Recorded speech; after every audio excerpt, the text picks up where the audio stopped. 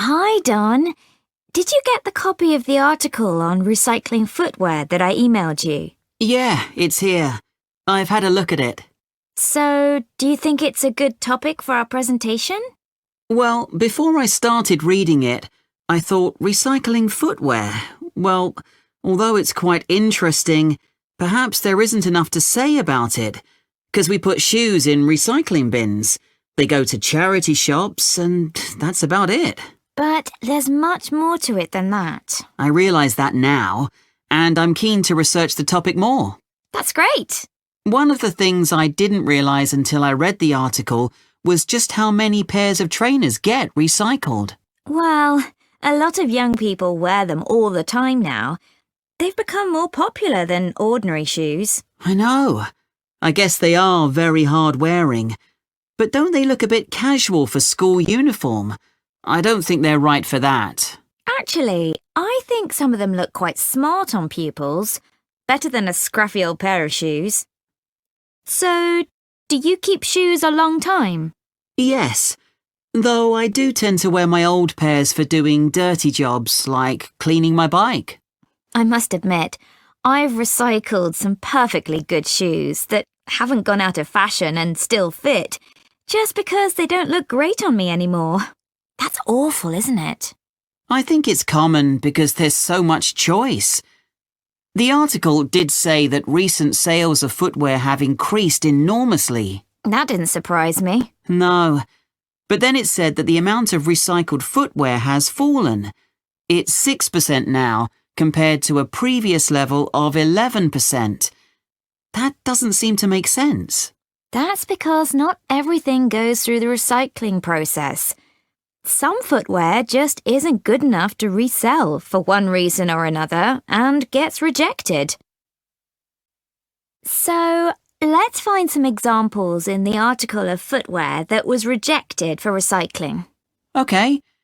I think there are some in the interview with the recycling manager. Yeah, here it is. Let's start with the ladies' high-heeled shoes. What did he say about those? He said they were probably expensive. The material was suede and they were beige in colour. It looked like someone had only worn them once, but in a very wet field, so the heels were too stained with mud and grass to resell them. Okay. And the leather ankle boots, what was wrong with them? Apparently, the heels were worn, but that wasn't the problem. One of the shoes was a much lighter shade than the other one. It had obviously been left in the sun. I suppose even second-hand shoes should look the same. Sure. Then there were the red baby shoes. Oh, yes. We're told to tie shoes together when we put them in a recycling bin, but people often don't bother. You'd think it would have been easy to find the other, but it wasn't. That was a shame because they were obviously new. The trainers were interesting. He said they looked like they'd been worn by a marathon runner. Yeah. Weren't they split? Not exactly. One of the soles was so worn under the foot that you could put your finger through it.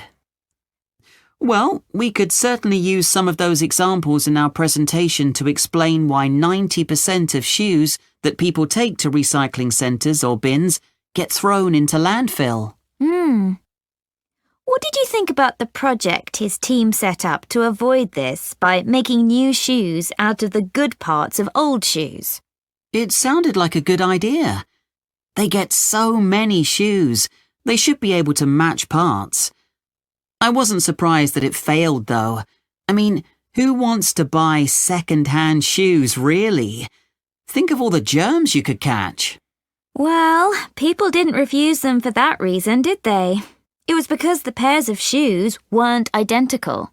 They still managed to ship them overseas, though. That's another area we need to discuss. You know, I used to consider this topic just from my own perspective, by thinking about my own recycling behaviour, without looking at the bigger picture. So much happens once shoes leave the recycling area. It's not as simple as you first think. And we can show that by taking a very different approach to it. Absolutely. So let's discuss how we're going to split up the process.